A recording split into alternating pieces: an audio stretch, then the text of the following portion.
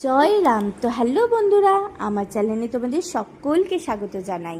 সকাল সকাল ঘুম থেকে উঠেই মাম্মামের জন্য বসিয়ে দিয়েছিলাম একটা ডিম সেদ্ধ, আর আমি আর বর্মশাই খেয়ে নিলাম 1 গ্লাস করে গরম জলের সাথে লেবু দিয়ে। আর মাম্মামকে কিন্তু আমি শুধু ডিম সেদ্ধই খাওয়াই না, ওকে নয় সুজি নয় কর্নফ্লেক্স কিছু না কিছু দিই। আর ওদিকে মা রান্না করে রেখেছিল পুঁই শাকের তরকারি, আর আমি রান্না করছিলাম মাংস রাত্রিবেলার জন্য। কারণ আজকে দিনের বেলায় কোনো রান্না করতেই হয়নি, দিনের বেলা ছিল নিমন্ত্রণ বাড়ি, তাই 4 জনে মিলেই চলে গেলাম নিমন্ত্রণ বাড়ি খেতে।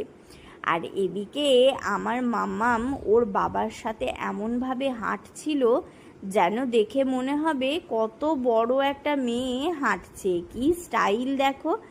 যাই হোক, নেমন্তন্ন বাড়ি থেকে ফিরে এসে একটু রেস্ট নিয়ে সন্ধেবেলায় লেগে পড়লাম আবার টিফিন বানাতে।